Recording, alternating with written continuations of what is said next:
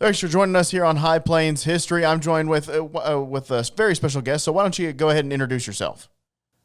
My name is Michael Sinks from Pampa, Texas, executive director at the Woody Guthrie Folk Music Center. All right, and so talk to us a little bit about what the Woody Guthrie Folk Music Center is for people who may not know. Well, it's a very unique place. It's a combination museum and live music venue. We have a jam session every Friday night that's been going on for about 20 years.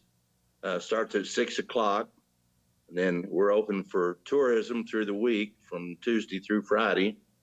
And then I bring in community concerts about once a month, bring in acts from all over the country, all over the world, really. And then we do shows for school children during the school year. So we've got a lot of things going on. So how did the center get started in Pampa? How did it get started? Well, a little lady named Thelma Bray read a book about Woody Guthrie called A Life by Joe Klein, and she realized that when she was in grade school, Woody Guthrie was a soda jerk here at this drugstore where we're at. And so she decided that Pampa needed to do something to honor his memory, his legacy. And so she got on the ball and she got something done. And in 92, she started an annual tribute to Woody Guthrie, a concert. And in 2002, we bought the old drugstore where he worked at in the 30s. So that is the old Harris drugstore, 320 South Kyler Street. So it's a historical building, and that's kind of how it got started. And we've been doing it ever since. It's out of the way, but people seem to find us from all over the world following Woody's road. And so talk to the people out there, the importance of Woody Guthrie to this area, because people may know him, as somebody who influenced Bob Dylan, or somebody, of course, with the song, Our Land is, or This Land is Our Land. But talk to us a little bit about the importance of his relationship to Pampa. Well, Pampa didn't really have much use for Woody early on. He was called a communist and all these other things back in the McCarthy era, when every folk singer was called a communist. But what he really was a communist. When he left Pampa, he went to California during the Dust Bowl, and got a job on a radio station out there, and he started a workers' rights movement. An actor, Will Gear, you might remember his grandpa from the Waltons, got him started in union activism.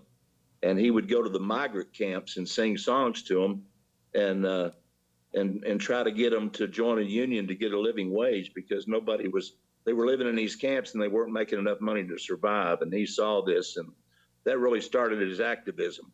It didn't really start here in Pampa. But his music career started right here in this room, because he got his first guitar here, and he used to entertain the customers here. But really what he's known worldwide for is his activism, his stance on workers' rights, on everyone's rights, equal rights for women, civil rights. He was a early fighter for the cause in these things, and he carried that throughout his whole career. It always got him in trouble and probably kept him from making a lot of money, but he never went away from his principles. And I think that's why people still come here today following his road, because, he wasn't a pretty guy. He didn't have a great voice. He wasn't a great guitar player. He wrote some wonderful songs, but there was something else there that caught people's attention. He had a way of connecting with the public and with the common man for that era. And that seems to still be alive today, maybe more than ever. And, and it's carried on through the voices of Bruce Springsteen and Bob Dylan and the people that still talk about Woody. And so for people that go to the center, what are they going to see when it comes to Woody Guthrie? What are they going to see? What are they going to see when it comes to the exhibits? Well, really, most museums have artifacts. Our building is our artifact. we have things about his life all over the walls, and we have some exhibits. But all the good stuff is in Tulsa, Oklahoma, at the big museum there, where they have all the money, right next door to the Bob Dylan Museum. But there's something here that you get that you don't get there. Woody started his career right here in these rooms. He sang to the people in these rooms, and we've got his life story here on the walls. And something that you can get here is I'll sit down and talk to you for an hour or two about Woody Guthrie if you want to. I've read every book. I've met the family members. There's a personal touch here that you don't get at the big places. And so, talk to us a little bit about those jam sessions you mentioned. I got the pleasure to go to one of those jam sessions a long time ago, and it was probably one of the most fun things I've ever got to experience. Was one of those, and I will never forget it. It was so fun. So, talk to a little bit about those jam sessions. Well, that's really the main thing that keeps this place going. It's been, something that's been going on for like 20 years. And, Woody said when he lived here, everybody he met played an instrument. And people would entertain themselves by sitting around in the backyard or on the porch playing music. And so, we want to keep that alive here in Pampa. And everybody that walks in the door, if they want to join the circle and play some music, they can. And we have kind of a core group of people that are here every week. So, we usually have 10 or 12 people in the circle and maybe 20 people in the audience. And it's very grassroots. It's folk music the way, in no other way that you can get it. It's folks getting together playing music. So I really think all music is folk music in that respect, the way that we do it. Everybody's welcome, and we always have a good time. When it quits being fun, I'm going to quit doing it. So not anytime soon. Excuse me? So not anytime soon, because it always seems fun. I believe so. The jam sessions are something that there's a group of people that's been coming for a long time, and they change over the years, but we have kind of a family here that comes on Friday nights, and it's not just a place for music. It's a place for people to get together and visit and see their neighbors and, enjoy a little social contact in a safe and comfortable place. It doesn't cost any money to come. We do love the donations. That's what keeps us alive. But, you don't have to have $1 to walk in the door, but if you can put one in the donation jar, that's a great thing.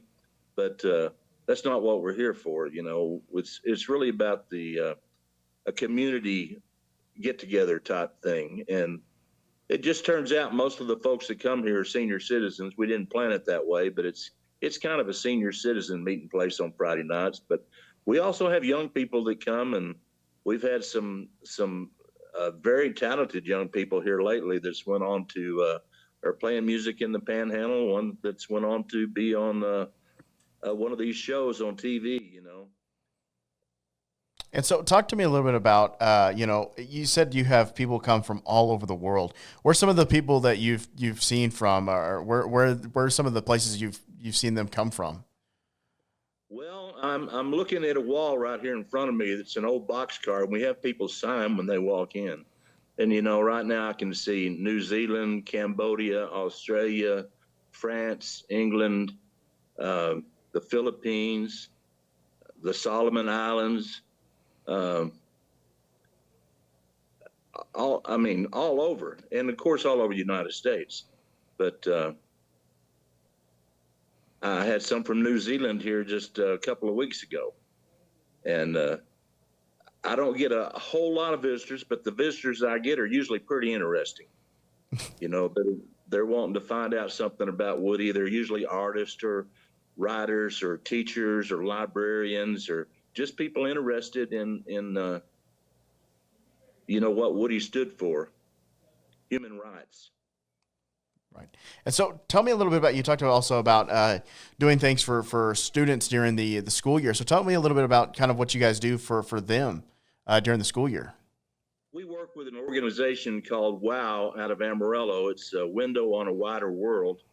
and they put together groups of grade school children to come and visit Pampa or from Pampa. And they'll put these field trips together where they visit all three museums here in town, the White Deer Land Museum, the Freedom Museum, and ourselves. And when they come here, it's usually 30, 40, 50 kids from the first grade to the fifth grade, or even preschool sometimes. And we move all the chairs aside and let them sit on the floor, and we tell them a little bit about Woody Guthrie and about the Dust Bowl and about folk music, what folk music is and why it's important. And then me and my friends will play a few songs for them and make sure that they get a chance to learn "This Land Is Your Land," which is kind of a second national anthem. I learned it in the first grade, and that's a really interesting thing about "This Land Is Your Land." It never played on the radio. The way it went across the country was through the school systems. And so, what does it mean for you guys to kind of share that with students from, kind of across the high plains of, sharing Woody Guthrie's story and just sharing music with those students? Yeah, that's a really, it makes this all worth doing. Get to see the kids come in and they learn a little bit and they sing along, and they really get excited about it. We try to do songs that they can sing along with, and "This Land Is Your Land" is a great one for that. We hand out some little cards that have those lyrics on them, so they'll have those. But we do other songs that are kind of universal, and that after you hear the first verse, you can usually sing along in the chorus, and they really get a big kick out of that. They always join in. They're very acceptive of the whole thing. I've never seen a group that come in here that looked like they were bored. And what does it mean for you guys to work with Window on a Wider World, who is, trying to, help get the arts to the kids and stuff like that, whether it's through, artwork or music and stuff like that? What does it mean for you guys to work with WOW? Well, that's really been a blessing to get to do that because, in the past we used to do this ourselves and it was hard to organize. They organize everything and get everything set up with the buses and the teachers and they go to like 150 different places that they take the children to, and all of us have to be vetted. We go to a class to make sure there's some educational value in it, and we've been to some meetings with all these people that WOW supports, and it's really it's a large active group in the community, and it's a wonderful thing to see all these people involved with the school children in the Panhandle. And so for people who, want to come out to one of these jam sessions or just visit the museum, what's the best way they can do that? What's just show up? Just, how can they do that? We're open from 10 to 5 Tuesday through Friday. Then Friday night we stay open until 8:30 because the jam session starts at 6. And then any other time outside of those hours, they can call me. My name's on the front door or on the website, and I'll be glad to come down anytime after hours when we're not open and show them around and talk to them. We have a website, WoodyGuthriePampaTX.com. You type in Woody Guthrie, and that's probably going to be one of the first things that come up. And, of course, we're on Facebook, too, and we'll show what concert we're having next, which right now on August 28th, we have a man named Thomas Hines from Alabama coming in, a troubadour, and that's going to be a great show. So you can see about that on Facebook, and I usually put a sample of his music on there with it so you can get an idea of what you're going to hear when you come. And, we suggest a $5 donation for those concerts, but again, it's just up to you, whatever you think it's worth. And we get acts from all over the world. I've had people from Italy and from Australia and Sweden come and play for us. The artists want to come to where Woody Guthrie got his start, got his first guitar in this room, and get that feeling, get that vibe that, and they say it's here. They say it's a magical place to come and play. What does it mean for you guys to provide these concerts to Pampa, and have people come from all over the world to, play where Woody Guthrie first started? What's it like for us? Yeah, what's it like for us, for you guys to provide those concerts? Well, it's amazing, because I don't go out and search these people up. When all this started, people started emailing me and saying, "Hey, they would like to come and play at our place," and you know, and this amazing talent would show up, and word got around, and artists started telling each other about our place, and they would start, emailing me, when could we come and play there? And there's several places in the Panhandle now that you can come listen to concerts like that are a solo or a duo act or maybe a trio. There's a place in Panhandle and Canadian, and there's a couple of places in Amarillo. So these artists can not just come here, but they can get 3 or 4 or 5 uh, gigs right here in the Panhandle and make it worthwhile to come here. So it's not just been good for us, but it's been good for the whole Panhandle. And these people, when they come and play here, I'm always amazed at the level of talent that shows up. Of course, I vet them before we hire them, and me and the president of the board, we give them a listen, and you have to be good to play here, and nobody has let me down yet. I mean, I'm just always amazed at the quality of the people, and they're relatively unknown. They're not household names, but they've been doing it for years. This is their life. This is what they do, is travel around the world playing Americana, folk music. Most of them are singer-songwriters and doing their own music. And it's a rough life. There's tens of dollars to be made playing folk music. And so for people, for people who want to know more about Woody Guthrie, how can they do that? Because again, people may not know a lot about him, but how can they do that? Well, there's some great books out there. People might not remember the movie that was made, Bound for Glory. David Carradine, the one that used to star in Kung Fu. I don't know if you're old enough to remember that, but the movie's still out there, Bound for Glory, and it's based on a book that Woody wrote, a biography, Bound for Glory, and you can really get a lot about Woody's life, the childhood. He had a really rough childhood, tragic, Shakespearean in nature, that you can read that book and get a really good idea about where he came from and how this all started. And that book is pretty much from his time as a child in Okemah, Oklahoma, till he came to Pampa, Texas when he was 17. And then he went off to California after several years of being here through the Dust Bowl and the Depression.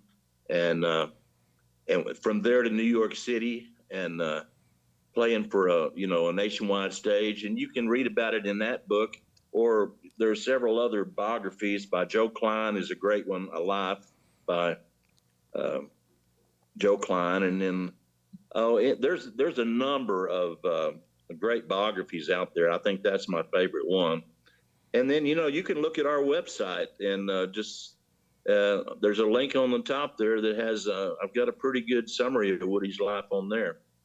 And or you can go to woodyguthrie.org, the New York site, and they have a link there that tells all about his life, and you can buy all kinds of merchandise there. There's plenty of stuff out there. You can go to YouTube and pull up some of his music, or there's a lot of covers out there. Matter of fact, last week 2 new Woody Guthrie albums came out. They found some new material that's just him at home playing, and there was enough, I think, for 2 albums. So I'm excited to hear those and see what that's all about. But there's still artists that go into the archives and get material that's never been heard before and release them. You might remember Wilco and Mermaid Avenue. There was a 3-album set done out of there, and those Woody's daughter gave them access to the archives. And they went in there and there's 3,000-4,000 songs in there that's never been heard before. So every now and then she'll give somebody access, and a new artist will go in there and dig up some new lyrics and put it out again. So after being gone for 112, 115 years, whatever it's been, Woody's still putting out music. Well, there you go. All right, Michael. Well, it's a pleasure to talk to you. Again, your wealth of knowledge when it comes to Woody Guthrie. So, again, if you want to go to those jam sessions, just gotta go. It's a fun experience. Like I said, I had the pleasure to go to one. It's such a fun time. So, if you get a chance to go out to one of those jam sessions, you got to go. Michael, thanks for joining us here on High Plains History. Well, thanks a lot. Thanks for having me. Yes, sir. Again, thanks for joining us on High Plains History.